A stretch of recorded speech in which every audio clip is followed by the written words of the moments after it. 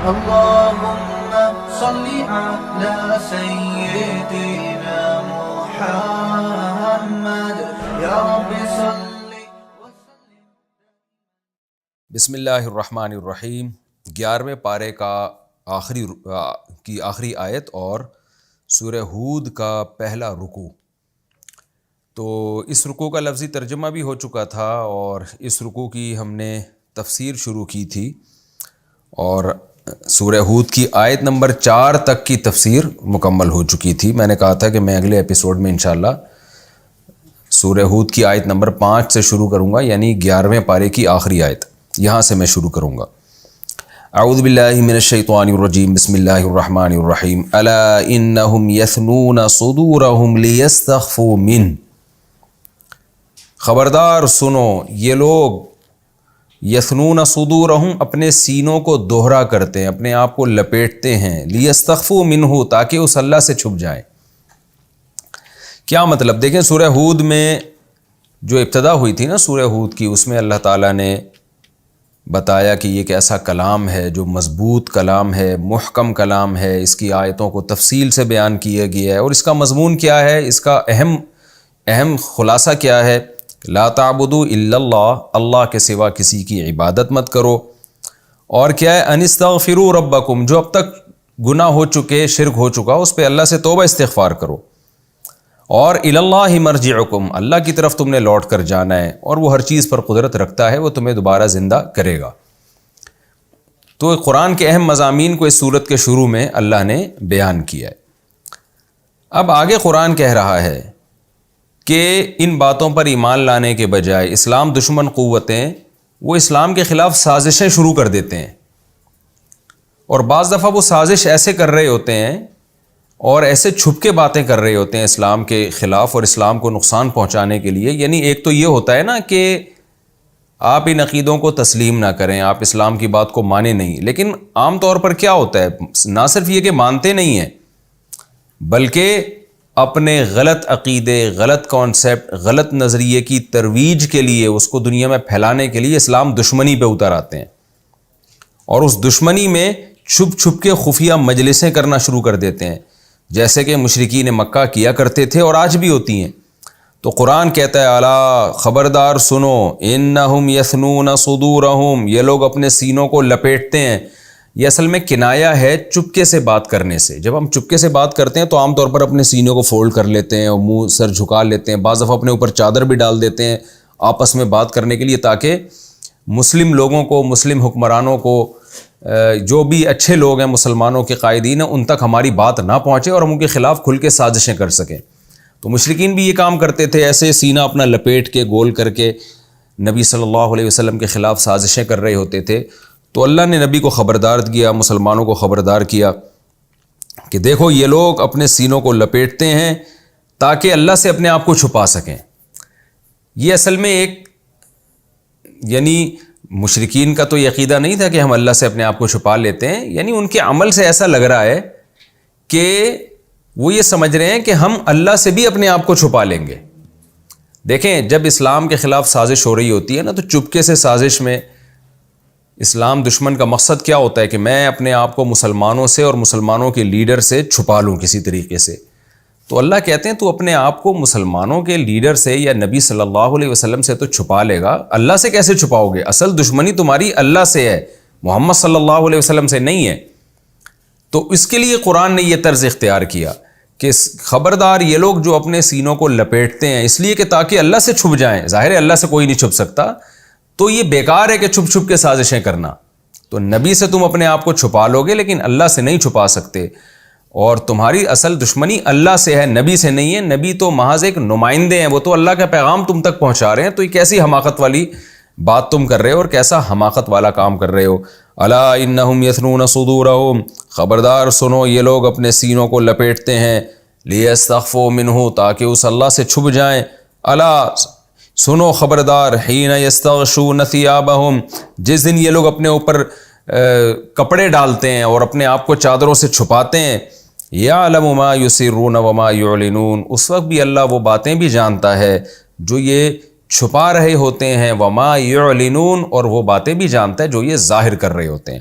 تو یہ کافروں کو ڈرایا جا رہا ہے کہ تم مسلمانوں سے چھپ کے جو سازشیں کر رہے ہو تو تم اللہ سے نہیں چھپ سکتے. تو ایسا لگتا ہے کہ تم اپنے آپ کو اللہ سے چھپانے کی کوشش کر رہے ہو کیونکہ تمہاری اصل دشمنی اللہ سے ہے.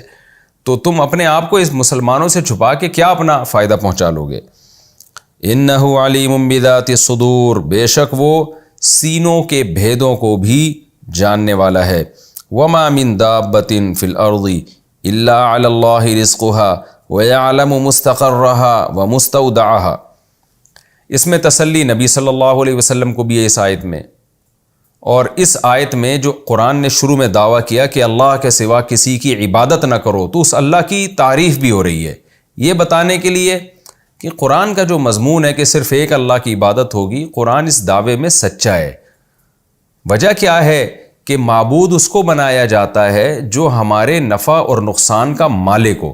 تو اللہ کہتے ہیں کہ یہ جو ساری دنیا کی مخلوق ہے اس کا رزق اللہ کے ذمے ہے، اس کے رزق کا مالک اللہ ہے. تو وہ قادر بھی ہے، قدرت بھی ہے اس کو، اور وہ تمہارا پالنے والا بھی ہے. لہذا اللہ تعبدوا الا اللہ کا جو دعویٰ ہے وہ دعویٰ بالکل درست دعویٰ ہے، عبادت صرف اسی کی ہوگی. قرآن کہتا ہے وما من دابۃ، اور کوئی بھی زمین پہ چلنے والی مخلوق ایسی نہیں ہے، الا علی اللہ، مگر یہ کہ اللہ کے ذمے ہے رزقھا، اس کو رزق پہنچانا. ویعلم، سوال پیدا ہوتا ہے بھائی اللہ کیسے رزق پہنچائے گا؟ جانور تو اتنا پھیلے ہوئے ہیں، کوئی پہاڑوں کی ٹوہ میں گھسا ہوا ہے، کوئی سمندروں کی تہ میں ہے، کوئی پتھر کے اندر کیڑا ہوتا ہے. تو اللہ کہتے ہیں وَيَعْلَمُ مُسْتَقَرَّهَا، اللہ اس کے ٹھکانوں کو بھی جانتا ہے، وَمُسْتَوْدَعَهَا، اور اس کے عارضی رہنے کی جگہ کو بھی جانتا ہے. مستقر اصل میں قرار سے نکلا ہے، قرار گاہ، جہاں انسان کا یا کسی بھی مخلوق کا مستقل ٹھکانہ ہوتا ہے. مستودع یہ ودیعت سے نکلا ہے، امانت سے. اس کا مطلب آپ جب کوئی چیز کسی کے پاس بطور امانت رکھواتے ہیں تو جس جگہ اس نے امانت رکھی ہوتی ہے نا اس جگہ کو مستودع کہا جاتا ہے. تو چونکہ امانت جب بھی کسی کے پاس ہوتی ہے عارضی ہوتی ہے، آپ نے واپس لینی ہوتی ہے، تو اس لیے یہاں پر اس آیت کا ترجمہ امانت گاہ نہیں ہوگا بلکہ اس کا ترجمہ ہوگا عارضی رہائش گاہ. تو اب یہ لفظی ترجمہ تو اس کا یہی ہے، مستقل رہائش گاہ، عارضی رہائش گاہ. تو اس کا مفہوم بہت وسیع ہو سکتا ہے کہ کسی بھی جانور کا ایک مستقل ٹھکانہ ہوتا ہے اور بعض دفعہ وہ ایک وقتی طور پر کہیں رہ رہا ہوتا ہے. اس سے بعض لوگوں نے یہ بھی مراد لیا کہ مستودع سے مراد ہے قبر، تو برزخ میں بھی اللہ رزق پہنچاتا ہے، اور مستقر سے مراد ہے دنیا کی زندگی. اور بعض نے الٹ کہا کہ یہ امانت، یہ دنیا ہماری اصل امانت کی جگہ ہے، یہاں تو ہم عارضی ہیں، مستقل ٹھکانہ ہمارا قبر میں ہوگا. مختلف اقوال ہیں، لیکن ہمیں بجائے اس کے کہ ہم کسی قول کو لیں، ہمیں قرآن کا سیدھا سیدھا ترجمے کو لینا چاہیے کہ جو مستقل ٹھکانے ہوتے ہیں کسی بھی مخلوق کے، اللہ اس کو بھی جانتا ہے، عارضی ٹھکانوں کو بھی جانتا ہے. ہمارے مستقل ٹھکانے ہمارے گھر ہیں، عارضی ٹھکانہ ہم کہیں سفر پہ گئے ہوتے ہیں.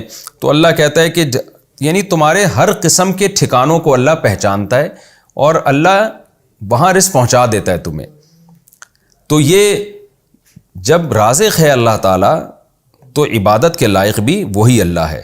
اور اس میں نبی کو بھی تسلی ہے کہ آپ تبلیغ کے کام میں جتے رہیں اور رزق کی پرواہ نہ کریں. اور جتنے بھی لوگ جو دیندار ہیں، دین پر چلتے ہیں، ان کو یہ خطرہ ہوتا ہے کہ کہیں ہم سے رزق چھن نہ جائے. اس کا بھی اللہ نے جواب دے دیا کہ تم جو اللہ نے قرآن میں تمہیں حکم دیا ہے کہ اللہ کی عبادت ہوگی، توبہ استغفار، اور یہ یقین کر لینا ہے کہ لوٹ کے ہم نے اللہ کی طرف جانا ہے، ان نظریات کو اختیار کرو عملی زندگی میں. رزق کا جہاں تک مسئلہ ہے تو وہ اللہ نے اپنے ذمے لیا ہوا ہے. یہ بات خوب سمجھ لیں، اس آیت کا یہ مطلب ہرگز نہیں ہے کہ کوئی انسان یا جانور بھوکا مر نہیں سکتا. جب یہ آیت نازل ہوئی تو اس دور میں بھی بہت سارے لوگ بھوکے مر جایا کرتے تھے بھوک سے، اور عرب میں تو اتنی بھوک تھی کہ بعض دفعہ اپنے بچوں کو وہ قتل کر دیتے تھے اس خوف سے کہ کہیں بچہ بھوک سے نہ مر جائے. غربت، اتنی زیادہ غربت تھی.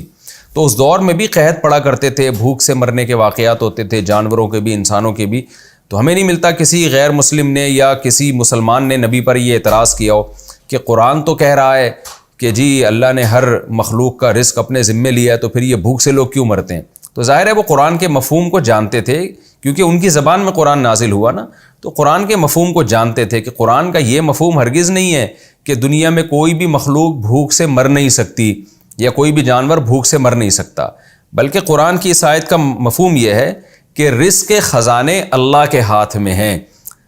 ہاں اللہ اگر کسی حکمت اور مصلحت سے کسی مخلوق کو مارنا چاہے تو پھر اسے کوئی نہیں روک سکتا.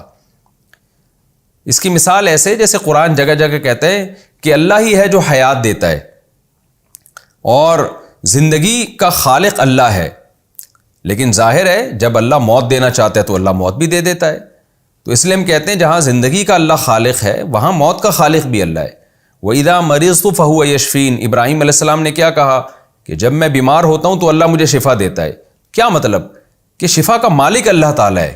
تو قرآن کی جو اس قسم کی آیتیں ہوتی ہیں نا کہ اللہ یہ کام کرتا ہے، یہ کام اللہ کے ذمے ہے، تو اس کا مطلب ہوتا ہے کہ اللہ کو اس کی طاقت اور قدرت ہے اور اس کام کی نسبت اللہ ہی کی طرف ہوگی. عام اصول یہی ہے کہ یہ اللہ تعالیٰ روزی بھی دیتا ہے، اللہ تعالیٰ شفا بھی دیتا ہے، لیکن جب اللہ تعالیٰ کی کوئی حکمت ہوتی ہے تو پھر اللہ تعالیٰ بیمار کو شفا نہیں دیتے، اس کو موت دے دیتے ہیں. پھر اللہ زندہ آدمی کی زندگی میں اضافہ نہیں کرتے بلکہ اس کو موت دے دیتے ہیں.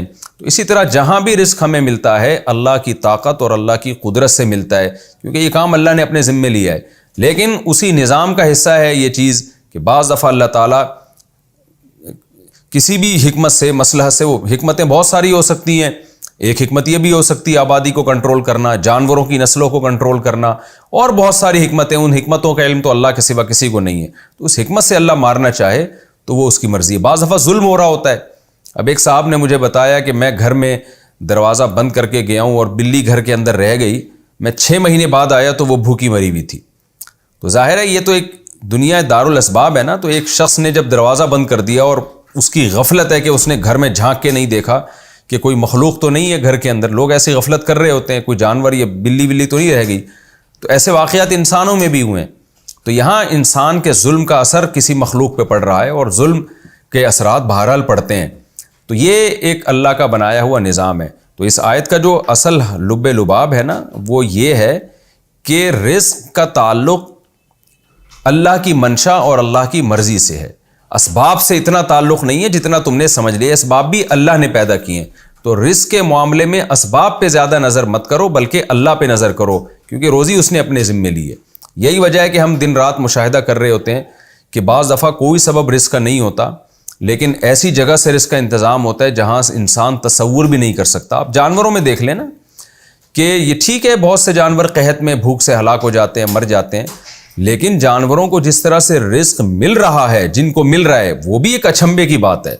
اسباب کی دنیا میں دیکھا جائے تو وہ بھی ایک عجیب سی بات ہے. یعنی ایسے اسباب ہوتے نہیں ہیں کہ کس طرح سے آپ جنگلوں میں جائیں، کھانے کی جگہ چیز نہیں ہوتی جانوروں کے پاس، پھر بھی وہ زندہ رہتے ہیں، طویل عرصوں تک زندہ رہتے ہیں. ایسے جانور ہیں جو اپنے آپ کو 6 مہینے کے لیے زمین کے اندر دفن کر لیتے ہیں. ان کے کیسے اللہ نے رزق کا انتظام کیا، اونٹ کا کیسے رزق کا انتظام کیا. تو اس لیے بہت سے علماء نے اس آیت کا ترجمہ یوں کیا ہے کہ وما من دابۃ فی الارض، کہ زمین میں کوئی بھی مخلوق جس کو اللہ روزی پہنچانا چاہتا ہے کسی بھی حکمت سے، یعنی وہ تمام جانور جن کو اللہ زندہ رکھنا چاہتا ہے، کسی سبب سے موت دینا چاہتا ہے، ان جانوروں کا تذکرہ نہیں ہے اس آیت میں. اس سے وہ جانور مراد ہیں جن کو کسی بھی حکمت سے باقی رکھنا چاہتا ہے. تو علی اللہ رزقھا، ان کا رزق پھر اللہ کے ذمہ، اللہ کہیں نہ کہیں سے پہنچائے گا ان کو. ہاں کسی مسئلہ سے مارنا چاہے نا تو پھر تو چاروں طرف رزق کی فراوانی ہو تو بھی اللہ تعالیٰ بھوک سے انسان کو یا جانور کو مار دیتے ہیں. تو قرآن میں اس طرح کی جتنی بھی آیتیں ان کا یہی مفہوم ہوتا ہے، یعنی اس میں انشاء کا لفظ لگا ہوا ہوتا ہے کہ اگر اللہ چاہے. اس کی میں اور مثالیں دیتا ہوں. جیسے قرآن مجید میں آتا ہے کہ تم نکاح کرو، اگر فقیر ہوگے تو اللہ غنی کر دے گا. وہاں بھی بعض علماء نے لکھا ہے کہ اس آیت کا مطلب یہ ہے کہ تم نکاح کرو، اگر فقیر ہوگے تو اللہ چاہے گا تو غنی کر دے گا، نہیں چاہے گا تو نہیں کرے گا وہ غنی. کیونکہ بہت دفعہ ہم نے دیکھا ہے کہ نکاح کرنے کے بعد انسان کی مالی حالت اوپر جانے کے بجائے ڈاؤن ہو جاتی ہے. ایسے واقعات دنیا میں ہیں اور اس دور میں بھی ہوا کرتے تھے جب یہ آیت نازل ہوئی ہے. تو وہاں بھی یہ سوال پیدا ہوتا ہے کہ بھئی اللہ اگر چاہے گا تو نکاح کے بعد غنی کر دے گا، تو پھر اس کا نکاح سے کیا تعلق ہے غنی ہونے سے؟ یعنی قرآن تو سورہ نور میں کہہ رہا ہے نا کہ نکاح کیا کرو، اگر تم فقیر ہوگے تو اللہ تمہیں غنی کر دے گا. یعنی فقر و فاقہ کو نکاح میں رکاوٹ مت سمجھو. اگر فقیر بھی ہوگے نا نکاح کے بعد اللہ غنی کر دے گا. حضرت عمر فرمایا کرتے تھے عجبت لمن ابتغى الغنى بغیر النکاح واللہ یقول ان یکونوا فقراء یغنیہم اللہ من فضلہ. فرماتے تھے مجھے حیرانگی ہوتی ہے اس شخص پر جو نکاح کے علاوہ کسی اور چیز میں مال تلاش کرتا ہے، حالانکہ اللہ تو فرماتے ہیں کہ تم نکاح کرو، اگر فقیر ہوگے تو اللہ تمہیں غنی کر دے گا۔ تو اب وہاں بھی یہ سوال ہوتا ہے کہ ہم تو دیکھتے ہیں بہت سے لوگ نکاح کر کے پھر بھی غنی نہیں ہوتے، تو وہ اس آیت کا بھی وہی مفہوم ہے جو اس آیت کا ہے کہ بھائی اگر اللہ کسی کو غریب کرنا چاہے، ارادہ کر لے، تو پھر تو نکاح کرو نہ کرو اس نے ہر صورت میں تمہیں کرنا ہے، لیکن نکاح کو تم یہ نہ مت سمجھو کہ نکاح کرنے سے انسان غریب ہو جاتا ہے، وہ تو اللہ کے، غربت اور امیری کا تعلق اللہ کے ارادے سے ہے۔ اس لیے علماء نے اس آیت کا بھی مفہوم یہ بیان کیا کہ اس آیت کا مفہوم یہ ہے کہ تم اگر فقیر ہوگے تو نکاح کر لو، اللہ غنی کر دے گا انشاء، اگر وہ چاہے گا۔ تو نکاح کو غربت کا سبب نہ سمجھو، جیسے ہمارے معاشرے میں لوگ سمجھتے ہیں کہ میری اتنی تنخواہ ہے، اگر میں شادی کروں گا، میرے بچے ہوں گے تو میری تنخواہ میں بیوی اور بچوں کا گزارا نہیں ہو سکتا، تو میری تنخواہ تو اور کم پڑ جائے گی، یعنی میں تو اور غربت کی طرف چلا جاؤں گا۔ تو اللہ نے اس آیت میں بتا دیا کہ غربت میں جانے یا نہ جانے کا تعلق اللہ کی مرضی سے ہے، نکاح سے نہیں ہے۔ نکاح تم اللہ کا حکم سمجھ کے کرو، اللہ چاہے گا تو تمہیں نکاح میں غنی کر دے گا، حالانکہ نکاح بظاہر غربت کا ذریعہ لگ رہا ہے، لیکن ایسا نہیں ہوگا۔ یہ جو چیز غربت کا ذریعہ ہے، اللہ کے ہاتھ میں کہ اسی کو مالداری کا ذریعہ بنا دے۔ اسی وجہ سے علماء نے لکھا ہے کہ ہم نے اکثر یہ دیکھا ہے کہ غریب لوگ نکاح کے بعد مالدار بن جاتے۔ کبھی کبھار ہی ایسا ہوتا ہے کہ اللہ اپنی قدرت دکھانے کے لیے نکاح کے بعد انسان کو غریب کر دیتا ہے۔ اکثر نکاح کے بعد انسان کے پاس مال زیادہ آ جاتا ہے اور برکت ہوتی ہے، تھوڑی تنخواہ میں برکت زیادہ ہونا شروع ہو جاتی ہے۔ تو یہاں بھی یہی مطلب ہے کہ دنیا میں زیادہ تر جو نظام چل رہا ہے وہ نظام یہی ہے کہ رزق کا کوئی ذریعہ نظر نہیں آتا اور اللہ کی طرف سے رزق کی فراوانی شروع ہو جاتی ہے۔ کہیں کہیں ایسا ہوتا ہے کہ اللہ تعالیٰ چونکہ دنیا دار الاسباب ہے اور بہت ساری حکمتیں اس میں، اس دنیا کے نظام کو چلانے میں، تو اللہ تعالیٰ ان حکمتوں میں سے کسی حکمت کے پیش نظر بھوک سے لوگوں کو ہلاک کر دیتے ہیں، جن میں سرسری طور پر ایک حکمت تو بالکل واضح ہے، وہ یہ ہے کہ اگر دنیا میں بھوک سے ہلاکت بالکل ہی ختم ہو جائے، چاہے وہ جانوروں کی ہو یا انسانوں کی ہو، تو پھر لوگ رزق کی فکر ہی بالکل چھوڑ دیں گے۔ تو یہ بھی تو قدرت کی منشا کے خلاف ہے نا۔ لوگوں پہ تھوڑا بہت یہ خوف مسلط رہنا چاہیے کہ بھائی بھوک سے مر بھی سکتے ہیں، بیماری سے بھی ہو سکتے ہیں، تاکہ وہ اسباب کی طرف بھی جائیں۔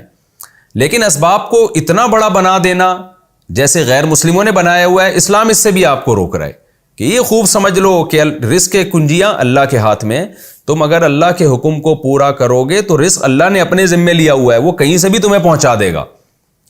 تو دین پر چلنے کا غریب ہونے سے کوئی تعلق نہیں ہے، نکاح کرنے کا غریب ہونے سے تعلق نہیں ہے، بلکہ غریب ہونے کا تعلق اللہ کی مرضی سے ہے۔ وہ بغیر نکاح کے بھی کر سکتا ہے تمہیں غریب، اور دین پر چلے بغیر بھی تمہیں غریب کر سکتا ہے۔ یہی وجہ ہے کہ بہت سے لوگ ایسے دین پر نہیں چلتے اور حلال و حرام کی پرواہ کیے بغیر مال کمانے کی کوشش کرتے ہیں، سارے اسباب اختیار کر لیتے ہیں، پھر بھی غریب کے غریب ہی رہتے ہیں۔ تو اس سے ہمیں کیا سبق ملتا ہے؟ وہ بھائی یہ تو اللہ کی مرضی سے ہے، تو ہم کیوں نکاح کو غربت کا ذریعہ سمجھیں؟ ہم تو نکاح کریں گے، اللہ کی مرضی غریب رکھنا ہوگا تو غریب رکھ دے گا، لیکن امید یہی ہے کہ اللہ ہمارے مال میں فراوانی دے گا۔ تو یہاں بھی یہی ہے کہ اس آیت کا حاصل یہی نکلا کہ ہمیں شریعت کو فالو کرنا ہے، حرام کی طرف نہیں جانا۔ اگر شیطان یہ ورغلائے کہ تم اگر حرام سے بچو گے تم تو غریب ہو جاؤ گے، تو بھئی وما من دابۃ الا علی اللہ رزقها، رزق تو اللہ کے ذمے ہے، رزق پہنچانا اللہ کا کام ہے۔ تو ہم اللہ کے حکم کو فالو کریں گے، وہ ہمیں ہر صورت میں پہنچا کے رہے گا۔ لیکن اگر اس نے نہ پہنچانے کا ارادہ کر لیا ہے تو دین پہ نہیں چلیں گے، پھر بھی وہ نہیں پہنچائے گا۔ تو اسی وجہ سے میں کہتا ہوں نا، جو لوگ کہتے ہیں کہ فلاں آدمی نے نکاح کیا پھر غریب ہو گیا، تو میں ان سے کہتا ہوں کہ اگر وہ نکاح نہ کرتا تو شاید اس سے بھی زیادہ غریب ہو جاتا، کیونکہ اللہ کا ارادہ یہی تھا اس کو غریب رکھنے کا۔ تو عین ممکن ہے نکاح کی وجہ سے اللہ نے اس کی غربت میں کچھ کمی کر دی ہو، اور اگر یہ نکاح نہ کرتا تو ہو سکتا ہے اللہ اس کو اس سے بھی زیادہ غریب کر دیتے۔ تو دیندار آدمی کو ان آیتوں کی روشنی میں یہی سوچنا چاہیے جو ان آیتوں کا خلاصہ ہے کہ رزق کی چابیاں اللہ کے ہاتھ میں، رزق اللہ کے ذمے، عام قانون، عام ضابطہ یہی ہے کہ اللہ آپ کو رزق دے گا۔ آپ دین پہ چلیں تو بھی دے گا، نہیں چلیں تو بھی دے گا، کیونکہ ہر مخلوق کی روزی اللہ نے اپنے ذمے لے لی ہے۔ اس عام قاعدے سے اللہ تعالیٰ کسی حکمت اور مصلحت کی وجہ سے ہٹ جاتے ہیں اور اس کے مطابق اللہ تعالیٰ جانوروں کو بھی موت دے دیتے ہیں بھوک سے، اور انسانوں کو بھی موت دے دیتے ہیں. اور ظاہر ہے اس میں انسانوں کی آزمائش بھی ہوتی ہے.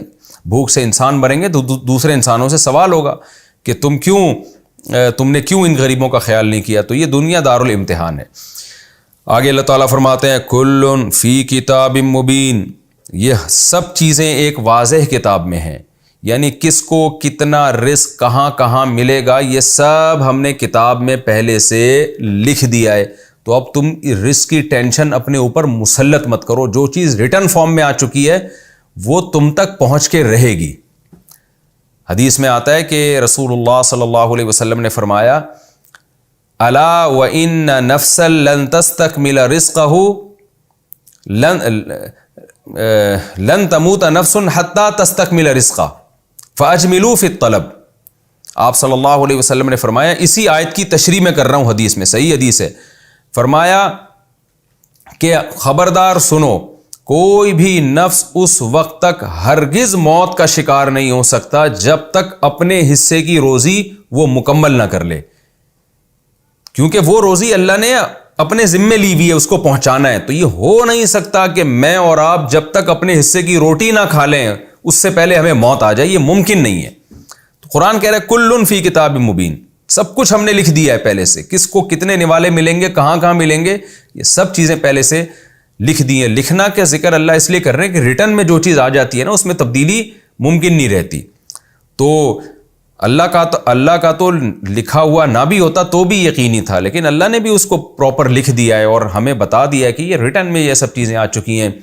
تو بھی حدیث میں آپ صلی اللہ علیہ وسلم نے فرمایا کہ اللہ ان نفسا لن تموت حتی تستکمل رزقا فاجملوا فی الطلب، کہ کوئی بھی نفس اس وقت تک موت کا شکار نہیں ہو سکتا جب تک اپنے حصے کا رزق وہ استعمال نہیں کر لیتا. آگے آپ نے کیا فرمایا، اجملوا فی الطلب، لہذا رزق کو طلب کرنے میں اعتدال سے کام لو. کیا مطلب، اتنی محنت اتنی ٹینشن نہ لو کہ جو اعتدال سے بڑھی ہوئی ہوتی ہے، بلکہ یہ سمجھو کہ جو میرے مقدر کی روزی ہے وہ مجھے ملے گی، لہذا اس میں اجمال کرو. اچھا یہ بھی دیکھیں حدیث کی بلاغت، آپ صلی اللہ علیہ وسلم نے یہ نہیں فرمایا کہ ہر شخص کو اس کے مقدر کی روزی ملے گی لہذا کچھ بھی نہ کرو، اب ہاتھ پہ ہاتھ رکھ کے بیٹھ جاؤ. یہ بھی نہیں آپ نے فرمایا کہ ہاتھ پہ ہاتھ رکھ کے بیٹھ جاؤ. بظاہر تو یہ کہ بھائی جب جو میرے مقدر میں روزی لکھی ہوئی ہے ملنی ہے تو میں محنت کیوں کروں. نہ نہ نہ، اسلام یہ نہیں چاہتا کہ آپ اسباب اختیار کرنا چھوڑ دیں. اور یہ بھی نبی نے نہیں فرمایا کہ محنت کرو اور ایڑی چوٹی کا زور لگا دو، بس سارا دن رزق کی فکر میں ہی پھرتے رہو. یہ بھی نہیں، بلکہ آپ نے کیا فرمایا، تقدیر میں جتنا رزق مقدر ہے وہ ملے گا، لیکن محنت تم نے کرنی ہے، لیکن اعتدال سے کرنی ہے، حد سے تجاوز نہیں کرنا محنت میں. تو یہ اسلام کی جو اعتدال والی تعلیم ہے نا، یہی ہے. وہ کیا مطلب، جب اعتدال سے زیادہ محنت نہیں کرو گے اور بہت زیادہ اپنے آپ کو رزق میں نہیں کھپاؤ گے تو شیطان بہکائے گا کہ بھائی ہو سکتا ہے میں رزق سے محروم نہ ہو جاؤں. تو کیا مطلب، وہاں آپ نے یہ سوچنا ہے، وہاں یہ سوچنا ہے کہ بھائی جو میرے مقدر کی روزی ہے وہ ہر صورت میں مجھ کو مل کے رہے گی. پھر شیطان دوسرا وار کرے گا کہ جب روزی مل کے رہے گی تو محنت کیوں کروں میں. بھائی اللہ نے دنیا کو دارالاسباب بنایا ہے، ہمیں حکم یہ ہے کہ ہم محنت کریں، کیونکہ اللہ تعالیٰ نے ہمیں اسباب اختیار کرنے کا حکم دیا. تو یہ اعتدال کی تعلیم ہے اسلام کی کہ ہر چیز میں آپ کو وہ اعتدال کی تعلیم دیتا ہے. تو یہاں بھی یہی اعتدال کی تعلیم اس 12ویں پارے کے پہلی آیت میں اللہ نے سمجھائی ہے. وَمَا مِن دَابَّةٍ إِلَّا عَلَى اللَّهِ رِزْقُهَا، کہ زمین میں جتنی مخلوق ہے اللہ نے اس کی روزی اپنے ذمہ لی ہوئی ہے. یعنی جس کو بھی روزی دینا ہے تو اللہ نے اس کو دینا ہی دینا ہے. اس میں آپ اگر حد سے زیادہ محنت کی کوشش کرو گے یا حرام کی طرف جاؤ گے تو اپنے تقدیر کا جو آپ کا برتن ہے نا، جتنا رزق ہے وہ برتن بڑھ نہیں جائے گا آپ کا، وہ اتنے کا اتنا ہی رہے گا. آگے اللہ فرماتے ہیں وَهُوَ الَّذِي خَلَقَ السَّمَاوَاتِ وَالْأَرْضِ، وہ اللہ وہ ذات ہے جس نے آسمانوں اور زمین کو بنایا، فی 6 ایام، 6 دنوں میں. کیونکہ اللہ کی عبادت کا حکم دیا جا رہا ہے تو عبادت میں بتایا جا رہا ہے رزاق بھی وہ ہے، رازق بھی ہے، رزق بھی دینے والا، اور کریٹر بھی وہ ہے، اس کائنات کو بنانے والا بھی وہ ہے. اللہ وہ ذات ہے جس نے آسمانوں اور زمین کو فی 6 ایام، 6 دنوں میں بنایا. وَكَانَ عَرْشُهُ عَلَى الْمَاءِ، اور اس کا عرش یعنی اس کے جو بادشاہت کا تخت ہے وہ پانی پر تھا. کیوں بنایا؟ لیبلوکم ایکم احسن عملا، تاکہ وہ تمہیں آزمائے کہ تم میں عمل کے لحاظ سے اچھا کون ہے۔ قرآن میں یہ مضمون اور بھی جگہ پر آیا ہے کہ اللہ نے زمین اور آسمان کو 6 دنوں میں بنایا۔ اب یہ 6 دن بعض علماء کی رائے ہے کہ یہ دنیا کے 6 دن نہیں ہو سکتے، آخرت کے 6 دن مراد ہوں۔ آخرت کا 6 دن میں ایک دن حدیث میں آتا ہے 50,000 سال کا ہوگا، بعض لوگوں کے لحاظ سے اور زیادہ بڑا دن ہوگا، تو وہ بھی ایک قول ہے مفسرین کا۔ بعض نے کہا کہ نہیں، یہی 6 دن ہے جو دنیا کے 6 دن ہیں، تو اس میں بھی کوئی عقل سے بعید بات نہیں، اللہ نے اپنی قدرت سے 6 دن میں بنا دیا ہوگا۔ رہا یہ مسئلہ کہ سائنسدان اس بات کو کیوں تسلیم نہیں کرتے، تو بھئی سائنسدان اس لیے سائنس نہ تسلیم کرتی ہے نہ اس کا انکار کرتی ہے۔ وجہ اس کی یہ کہ جب کائنات کی ابتدا ہو رہی تھی تو اس وقت سائنٹسٹ موجود نہیں تھے، تو قرآن کی ان آیتوں کے خلاف کوئی سائنسی پروف ہمارے پاس اب تک موجود نہیں ہے۔ یعنی بعض چیزوں سے سائنس خاموش ہوتی ہے۔ اس کی مثال ایسی ہے کہ جیسے قبر کے عذاب کے بارے میں اگر آپ سائنسدان سے پوچھیں کہ مرنے کے بعد قبر کا عذاب ہوتا ہے یا نہیں ہوتا، تو سائنسدان یہ نہیں کہہ سکتا کہ سائنس نے یہ ثابت کیا کہ عذاب نہیں ہوتا، یہ دعویٰ سائنسدان کر نہیں سکتا۔ وجہ اس کی ہے کہ وہ برزخ کی زندگی ہے، وہ ہماری مادی زندگی نہیں ہے۔ سائنس کی جو دسترس ہے وہ تو مادے تک ہے نا، تو وہ تو برزخ کی زندگی ہے۔ برزخ کے بارے میں وہ اس چیز کو دیکھا ہی نہیں ہے، سائنس نے ٹریس ہی نہیں کیا، تو کیسے فیصلہ کر سکتی ہے؟ تو سائنسدان کبھی بھی یہ دعویٰ نہیں کر سکتا کہ جنت اور جہنم کا وجود سائنس کے خلاف ہے۔ ہاں، وہ یہ دعویٰ کرے گا کہ بھئی سائنس سے ثابت نہیں ہے۔ کیا مطلب؟ سائنس کے لحاظ سے ہمارے پاس کوئی ایسی دلیل نہیں ہے جس میں ہم قبر کے عذاب کو مانیں، تو ہم اس کو جواب میں یہ کہیں گے کہ ٹھیک ہے، سائنس سے ثابت نہیں ہے، لیکن بہت ساری دلیلیں ایسی ہوتی ہیں، بہت سارے ثبوت ایسے ہوتے ہیں جو سائنسی ثبوت نہیں کہلاتے، یعنی دلیل سائنس میں منحصر نہیں ہے، سائنس کے علاوہ بھی۔ اس کی مثال ایسے ہے جیسے کوئی شخص آ کے بتاتا ہے کہ میں نے فلاں آدمی کو یہ کام کرتے ہوئے دیکھا ہے۔ اب اگر آپ اس بندے کو لے کر آئیں اور اس سے پوچھیں کہ کیا تم نے یہ کام کیا ہے، تو وہ یہ دعویٰ کرے کہ میں نے نہیں کیا۔ اب آپ سائنسدانوں کو لے کر آئیں کہ جی اس کا ٹیسٹ کر کے بتاؤ کہ اس نے یہ کام کیا ہے یا نہیں کیا، تو کچھ کام تو ایسے ہیں جو سائنسدان کہیں گے کہ بھائی یہ ٹیسٹ سے پتہ چل جائے گا، اور بہت سارے کام ایسے ہیں جو ڈاکٹر بھی کہے گا، یہ سائنٹسٹ کہے گا بھائی سائنس بتا ہی نہیں سکتی کہ اس نے یہ کام کیا کہ نہیں۔ آپ کچھ دیکھ رہے ہیں، کوئی منظر دیکھ کر آئے آپ، تو کبھی بھی سائنسدان یہ فیصلہ نہیں کر سکتے آپ کی آنکھوں کا ٹیسٹ کر کے کہ اس نے کیا کیا دیکھا ہے، کیا کیا نہیں دیکھا۔ تو وہاں سائنسدان کیا کہیں گے، سائنس کیا کہے گی کہ بھائی یہ چیز سائنس کی پہنچ سے بالا تر ہے کہ اس نے یہ کام کیا ہے یا نہیں کیا۔ تو نہ سائنس اس کے حق میں فیصلہ کرے گی، نہ سائنس اس کے اگینسٹ فیصلہ کرے گی۔ ہمیں دلیل، ہم پھر فیصلہ کیسے کریں گے؟ بھائی ہم کہیں گے ہمیں گواہوں سے پتہ چلا ہے کہ یہ آدمی فلاں کام کر رہا تھا یا یہ فلاں چیز اس نے دیکھی ہے، ہمیں گواہوں سے پتہ چلا ہے۔ تو پتہ چلا کہ گواہ اگر وہ سچے ہوں تو ان کی گواہی بھی ایک دلیل ہے، اور یہ بہت بڑی دلیل سمجھی جاتی ہے معاشرے میں۔ تو اسی طرح خوب سمجھ لیں کہ پیغمبر کا سچا ہونا اگر دوسرے دلائل سے ثابت ہو جائے تو اس پیغمبر کے دعوے بذات خود دلیل ہوتے ہیں، اس میں ہمیں سائنس کی دلیل کی احتیاج نہیں ہوتی۔ تو قرآن بھی کہہ رہا ہے کہ اللہ نے آسمانوں اور زمینوں کو 6 دنوں میں بنایا، اور قرآن کا سچا ہونا دیگر دلائل سے ثابت ہے۔ تو اس میں ہٹ دھرمی کر کے یہ کہنا کہ سائنس سے اس کا پروف نہیں ملتا، تو یہ ایک بے عقلی کی بات ہے۔ بھائی ہمارے پاس قرآن سے پروف ہے اور سائنس میں اس کے خلاف ہمیں کچھ نہیں ملتا۔ میں بار بار کہتا ہوں نا، ہمیں قرآن سے کیا پتہ چلتا ہے کہ اللہ نے آدم کو مٹی سے بنایا، اماں حوا کو ان کی پسلی سے بنایا، اور دونوں کے ملاپ سے جو ہے نا زمین کو انسانوں سے بھر دیا۔ تو ہم کیا کہتے ہیں، یہ نظریہ سائنس کے خلاف نہیں ہے، اس لیے کہ سائنس میں اس کے خلاف ہمیں کچھ نہیں ملتا۔ جو ڈاروین کے نظریہ ہے نا کہ بندر سے انسان پیدا ہوا ہے، وہ ابھی تک تحقیق سے ثابت نہیں ہوا ہے، وہ ایک گمان ہے کہ شاید ایسا ہوا ہو۔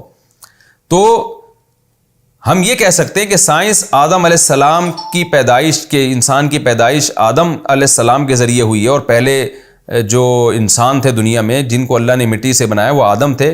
سائنس اس بارے میں کچھ کہنے سے عاجز ہے۔ یہ نظریہ نہ سائنس کے اگینسٹ ہے، نہ سائنسی پروف سے ہمیں یہ ثابت ہے۔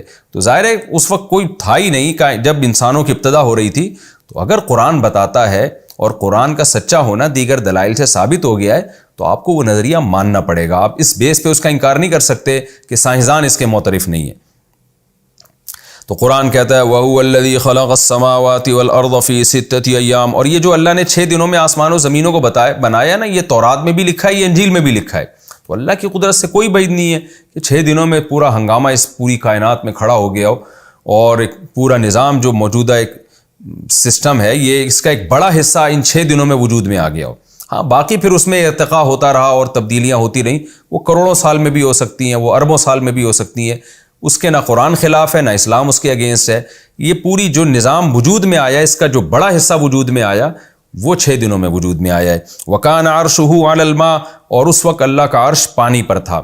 تو یہ متشابہات میں سے، اس کی حقیقت اللہ ہی بہتر جانتا ہے۔ ہم یہی کہیں گے کہ اللہ کا عرش پانی پر تھا، کیسے تھا ہمیں کچھ بھی اس بارے میں معلوم نہیں ہے، کیونکہ پانی پہلے وجود میں آیا ہے، باقی چیزیں بعد میں وجود میں آئی ہیں، یہ ہمیں بہرحال قرآن سے پتہ چلتا ہے۔ تو اللہ کا عرش پانی پر تھا، یہ وہ چیزیں ہیں جن کے بارے میں نہ صحابہ نے نبی سے سوال کیا، نہ تابعین نے صحابہ سے سوال کیا، بلکہ ان کے بارے میں اگر تفتیش کی جاتی تو اسلاف سے یہ بات ثابت ہے کہ وہ بہت غضبناک ہو جایا کرتے تھے، کیونکہ یہ چیزیں ہماری عقل سے بالاتر ہیں۔ اس کا کیا مفہوم ہے اللہ ہی بہتر جانتا ہے۔ لیبلوکم، اللہ کہتے ہیں میں نے آسمانوں اور زمینوں کو کیوں بنایا؟ لیبلوکم ایکم احسن عملا، تاکہ اللہ تمہیں آزمائے کہ تم میں عمل کے لحاظ سے اچھا کون ہے۔ یہ بھی بہت اہم آیت ہے۔ دنیا میں کوئی کتاب ایسی نہیں ہے جو تخلیق کائنات اور تخلیق انسان کا مقصد بتاتی ہو۔ قرآن کہہ رہا ہے نا سورہ ہود کی ابتدا میں، احکمت آیاتہ، اس کی آیات کو ہم نے مضبوط کر دیا، بہت اس کے جو مضامین ہیں وہ بڑے مضبوط مضامین ہیں، یعنی دلائل کے لحاظ سے اور دعوے کے لحاظ سے، اور اس میں جو کلیئرٹی ہے وہ بہت ہی واضح ہے۔ ثم فصلت، پھر اس کو ہم نے ڈیٹیل سے بیان کیا ہے۔ تو اسی بیان میں یہ بھی ہے کہ دنیا کا ایک بہت امپورٹنٹ سوال یہ ہے جو پوری دنیا کے لیے ایک چیلنج ہے کہ یہ سب کچھ ہے کیوں؟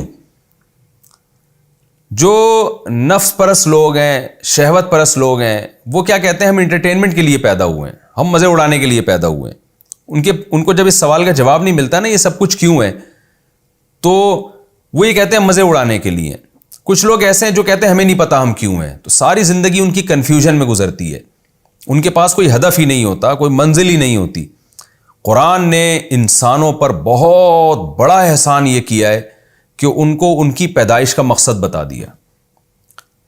وہ مقصد کیا ہے کہ اللہ کہتے ہیں میں نے آسمانوں اور زمینوں کو کیوں بنایا؟ لیبلوکم، تاکہ اللہ تمہیں یعنی انسانوں اور جنات کو آزمائے، ایکم احسن عملا، تم میں سے زیادہ اچھا کون ہے عمل کے لحاظ سے۔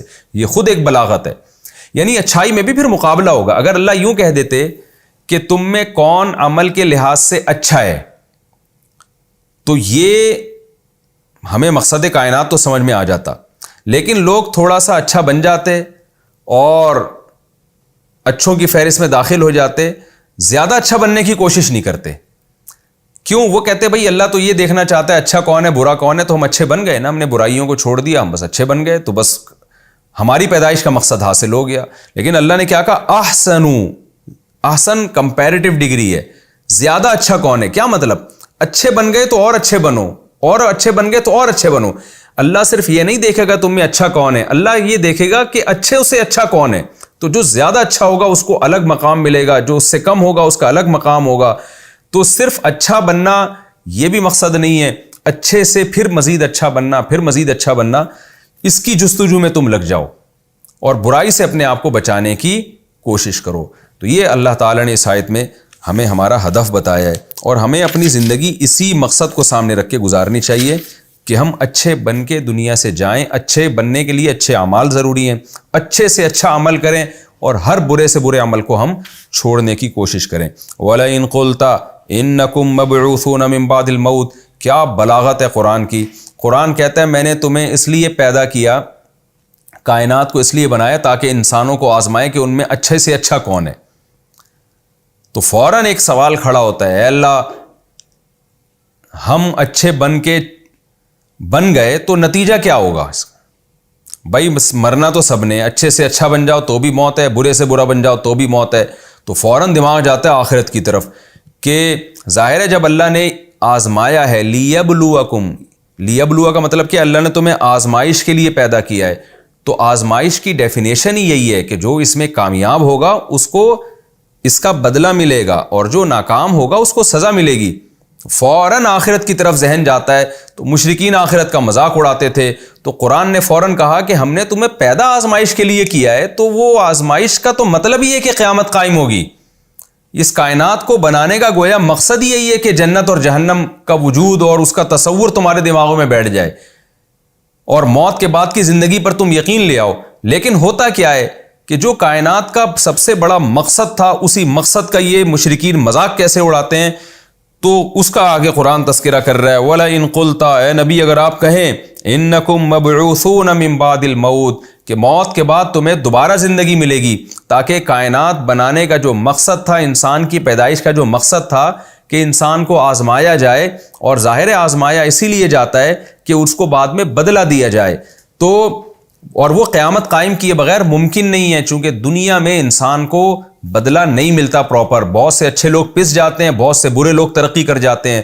تو اے نبی, کائنات کا مقصد ہی قیامت قائم کرنا ہے, لیکن یہ کیسے بدبخت لوگ ہیں جب آپ ان سے کہتے ہیں وَلَئِن قُلْتَ إِنَّكُمْ مَبْعُوثُونَ مِن بَعْدِ الْمَوْتِ, لیکن جب آپ ان سے کہتے ہیں کہ تم موت کے بعد دوبارہ زندہ ہوگے, لَيَقُولَنَّ الَّذِينَ كَفَرُوا, تو یہ کافر لوگ جواب میں کیا کہتے ہیں, ان ھذا الا سحر مبین, یہ قرآن ایک کھلا ہوا جادو ہے, اس کے علاوہ کچھ بھی نہیں ہے. یعنی عجیب عجیب باتیں کر رہا ہے قرآن کہ موت کے بعد دوبارہ زندگی, اور جادو اس لیے کہہ رہے تھے کہ باتیں عجیب کر رہے ہیں لیکن اثر دل پہ بہت ہوتا ہے. تو جادوگر کی باتیں کیا ہوتی ہیں, غلط ہوتی ہیں نا جادوگر کی, لیکن اثر ہو رہا ہوتا ہے اس کا, آدمی متاثر ہو رہا ہوتا ہے. تو وہ بھی کہتے تھے قرآن کی باتیں 100% غلط ہیں لیکن اثر ہو رہا ہے, تو یہ جادو کے سوا کچھ بھی نہیں ہے. یعنی قرآن کے دعووں کو اہمیت دینے کے لیے تیار ہی نہیں ہے. جادو کہہ کے اثر تو ان پہ بھی ہوتا تھا کہ یار یہ بات تو بالکل ٹھیک ہو رہی ہے, اور دل تبدیل ہونا شروع ہو جاتا تھا ان کا, لیکن فوراً جادو کہہ کے جو ہے نا اس اثر کو ختم کر دیتے تھے. تو قرآن کہہ رہے کہ ہمارا دعویٰ کتنا واضح ہے کہ کوئی نہ کوئی مقصد تو ہوگا نا اس کائنات کو بنانے کا. اس پورے نظام کو اللہ نے ایویں بلا وجہ جو ہے نا چلا دیا, بے مقصد بس ایسے ہی پیدا کر دیا, اور انسانوں کو مار مار کے ختم کر رہا ہے. کوئی اچھا کر کے جائے, برا کر کے جائے, سب کا انجام سیم کر رہا ہے. تو اللہ کہتے ہیں یہ کیسی خلاف عقل بات ہے, اور قرآن کیسی عقل کی بات کر رہا ہے کہ تمہیں ہم نے آزمائش کے لیے بنایا, اچھوں کو اچھا بدلہ ملے گا, بروں کو سزا ملے گی. لیکن اے نبی جب آپ یہ باتیں ان کے سامنے کرتے ہیں تو یہ کیا کہتے ہیں, قرآن جادو ہے. تو اتنے واضح دعوے کو جادو کہہ کے یہ لوگ مسترد کر دیتے ہیں. یہ ایسے ہی ہے جیسے ایک گواہ جو ہے عدالت میں اپنے مدعی کے بارے میں دلائل کے انبار لگا دے, اور جو مد مقابل میں مدعا علیہ ہے وہ اس گواہ کا مذاق اڑا دے یہ کہہ کے کہ جج صاحب, وکیل صاحب, آپ جو ہیں اس کی باتوں سے متاثر ہو, یہ جادو کر رہا ہے, یہ جو ہے نا آپ جو اس سے متاثر ہو رہے ہیں جادو کی وجہ سے ہو رہے ہیں. بھائی جادو کی وجہ سے نہیں ہو رہے, اس کے دلائل کی قوت کی وجہ سے ہو رہے ہیں. تو یہ ایسے موقع پہ سامنے والے کی ویلیو بالکل ختم کرنے کے لیے. تو قرآن بھی کہہ رہا ہے کہ اتنی واضح بات ہے کہ موت کے بعد زندگی ہے, جنت جہنم ہے, تاکہ اچھوں کو اچھا بدلہ ملے, بروں کو سزا ملے. لیکن اے نبی جب آپ ان کے سامنے یوں آپ کہتے ہو کہ موت کے بعد تم دوبارہ زندہ ہوگے, تو کیا کہتے ہیں, ان ھذا الا سحر مبین, یہ تو کھلا ہوا جادو ہے. یعنی قرآن جس کی آپ آیتیں ہم پہ پڑھ کے سنا رہے ہیں. وَلَئِنْ أَخَّرْنَا عَنْهُمُ الْعَذَابَ إِلَىٰ أُمَّةٍ مَّعْدُودَةٍ, اور قرآن کہتا ہے کہ اس بدبختی کی وجہ سے ہم اگر ان کو فوراً عذاب نہیں دیتے, ہونا تو یہ چاہیے تھا جب یہ اس طرح کی باتیں کریں تو جو آخرت میں عذاب ہونا ہے وہ دنیا میں ہی ہو جائے. لیکن ہم اس عذاب کو مؤخر کرتے ہیں کیونکہ دنیا امتحان کی جگہ ہے. تو ہونا یہ چاہیے تھا کہ اس مہلت سے فائدہ اٹھا کے توبہ کرنے کی کوشش کریں, غور و فکر کریں, چلو جی ہمیں اللہ نے کچھ دن زندہ رہنے کے لیے دے دیے, ہم اسلام کے بارے میں تحقیق کرتے ہیں, مزید سوچتے ہیں. نا نا نا نا نا, اور ہٹ دھرمی, یعنی ہم نے عذاب کو مؤخر کیا ایک ٹائم تک کے لیے, اس مؤخر کرنے کا فائدہ اٹھانے کے بجائے اور بدبختی کرنا شروع کر دیتے ہیں. وہ بدبختی کیا ہے, وَلَئِنْ أَخَّرْنَا عَنْهُمُ الْعَذَابَ إِلَىٰ أُمَّةٍ مَّعْدُودَةٍ, کچھ مدت تک کے لیے ہم عذاب کو جب مؤخر کر دیتے ہیں, لَيَقُولُنَّ, تو یہ کہتے ہیں مَا يَحْبِسُهُ, کون سی چیز ہے جو عذاب کو روک رہی ہے. بھائی ہم تو غلط ہیں, اگر ہم برے ہیں, ہم مشرک ہیں اور اللہ ہم سے ناراض ہے تو ابھی دے دینا عذاب, قیامت تک کے لیے کیوں مؤخر کیا ہوا اس نے. تو آگے قرآن دھمکی دیتے, الا خبردار سنو, یہ جو تم کہہ رہے ہو نا ابھی عذاب آ جائے, یوم یاتیہم, جس دن عذاب آئے گا, لیس مصروفا عنہم, یہ عذاب ان سے ہٹے گا نہیں, وحاق بہم ما کانوا بہ یستہزئون, اور جس عذاب کا یہ مذاق اڑا رہے ہیں وہ عذاب ان کو چاروں طرف سے گھیر لے گا۔ تو یہ سورہ ہود کا پہلا رکوع اور 12ویں پارے کی بھی ابتدا ہو گئی الحمدللہ۔ 12ویں پارے کا پہلا رکوع آج ہم نے کمپلیٹ کیا ہے۔ اس رکوع کا میں 2 لفظوں میں خلاصہ پیش کر دیتا ہوں۔ پہلے تو اللہ نے اس سورت کی تعریف کی، کہ قرآن کی تعریف کی کہ اس کی آیتیں مضبوط اور محکم ہیں، اور اس میں ہم نے تفصیل سے اس کو بیان کیا ہے، اور اس کے اہم مضامین کیا ہیں وہ بھی اللہ نے بیان کر دیے کہ اللہ کے سوا کسی کی عبادت نہیں ہوگی، اور جو کچھ برائی ہو چکی ہے انستغفروا ربکم، اپنے رب سے آج توبہ اور استغفار کرو، اور ثم توبوا الیہ، پھر اسی کی طرف قائم رہو، اور الی اللہ مرجعکم، لوٹ کر تم نے اللہ کی طرف جانا ہے۔ جو اسلام کے خلاف سازشیں کر رہے ہیں ان کو بھی ڈرایا گیا ہے کہ تمہاری یہ سازشیں پیغمبر کے خلاف نہیں ہیں، اصل میں اللہ کے خلاف ہیں، تو اللہ سے تم چھپ نہیں سکتے۔ اور پھر دینداروں کو موٹیویشن کے لیے کہ دین پر چلنے میں رزق کی تنگی کا اگر تم شکار ہو رہے ہو تو اس میں اللہ پہ توکل کرو۔ وما من دابۃ الا علی اللہ رزقها، رزق اللہ نے اپنے ذمے لیا ہوا ہے، وہ کہیں سے بھی تمہیں رزق پہنچا کے چھوڑے گا، کہیں کچھ بھی ہو جائے گا وہ تمہارے حصے کی روزی تمہیں پہنچائے گا، تمہیں بھوکا نہیں مارے گا۔ ہاں کوئی مصلحت بھوکا مارنے میں ہو تو اس کا تعلق پھر دین یا بے دینی سے نہیں ہے، وہ تو کافر لوگ بھی بہت سے بھوکے مر جاتے ہیں، وہ تو بے دین لوگ بھی بہت سے بھوکے مر جاتے ہیں، وہ تو چاروں طرف رزق کی فراوانی ہو پھر بھی انسان بھوک میں مر جاتا ہے۔ تو رزق کے معاملے میں اللہ پر اعتماد اور توکل کرو۔ پھر اللہ نے بتایا کہ ہم ہی اس کائنات کے خالق ہیں، ہم نے بنایا کیوں ہے اس کو، تاکہ اللہ تمہیں آزمائے تم میں اچھا کون کرتا ہے برا کون کرتا ہے۔ اور پھر جو آخرت کے منکر ہیں کہ اچھائی اور برائی کا بدلہ آخرت میں ملے گا، ان کی برائی کو اللہ نے بیان کیا کہ کیسے بدبخت ہیں، جب ان کے سامنے قیامت کی آیتیں ذکر ہوتی ہیں تو کہتے ہیں یہ جادو ہے، اور ہم ان کو مہلت دے کے عذاب مؤخر کر رہے ہیں تو بجائے توبہ استغفار کریں مذاق اڑانا شروع کر دیتے ہیں۔ یہ اس رکوع کا خلاصہ ہے۔ انشاءاللہ ہم اگلے ایپیسوڈ میں سورہ ہود کا رکوع نمبر 2 اور 12ویں پارے کا بھی رکوع نمبر 2 انشاءاللہ ہم شروع کریں گے۔ اللہ تعالیٰ سمجھنے کی عمل کی توفیق عطا فرمائے۔ وما علینا الا البلاغ۔